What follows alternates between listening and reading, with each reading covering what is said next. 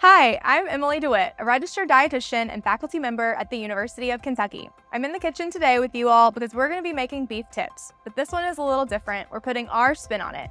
Instead of using mashed potatoes, we're going to be using butternut squash, and we're adding in green beans for a bright, vibrant pop of color.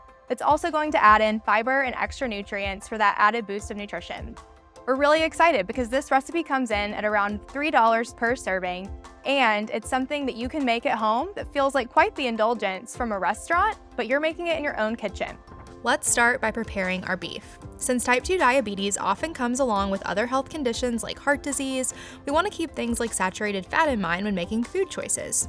Saturated fat can be found in many things, cakes and cookies, but also animal products, like the beef in today's recipe. But all of this can be part of a balanced diet. So today we're starting with an already lean sirloin steak, which has had less saturated fat because it's been trimmed during processing. But we're also going to want to trim any excess fat along the way as we cut this into cubes.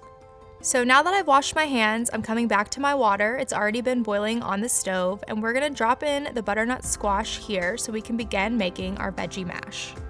And I've got a skillet here that's already been warmed. I'm going to add about a tablespoon of olive oil, and we're gonna let that sit for a minute before we add in the cubed beef. So after the beef has been in the skillet for a few minutes, you'll begin to notice it's browning, and we want to be able to start to flip it so that it can cook evenly on all sides. After that last flip, when you notice that the beef is browned on all sides, go ahead and add in your green beans and seasonings.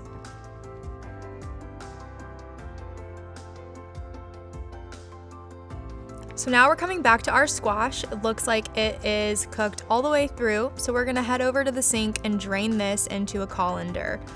Once we do that, we'll bring it back to the pot on the stove, add in our milk, and I recommend adding a little bit at a time here, just so that way it's creamy without adding too much liquid, along with our herbs and spices. Then you'll continue to mash until you get to your desired consistency. Today's recipe is a great option for using both frozen butternut squash and green beans. Frozen veggies save both time and money, and they can be found year-round. They're also often more affordable, but have the same nutritional benefits of fresh produce. If you're trying to balance your carbohydrate intake, squash is a great substitute for potatoes in a variety of dishes. As you can see, it mashes perfectly with a smooth, creamy texture similar to mashed potatoes, but it adds a bright, vibrant color and a rich, sweet taste. This is going to give you the satisfaction and fullness of mashed potatoes without spiking your blood sugar.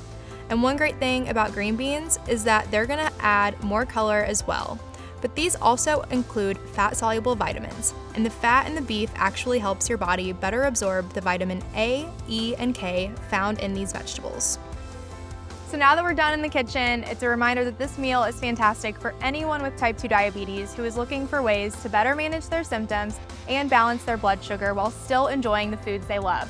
Let's jump in and give this one a try. Delicious.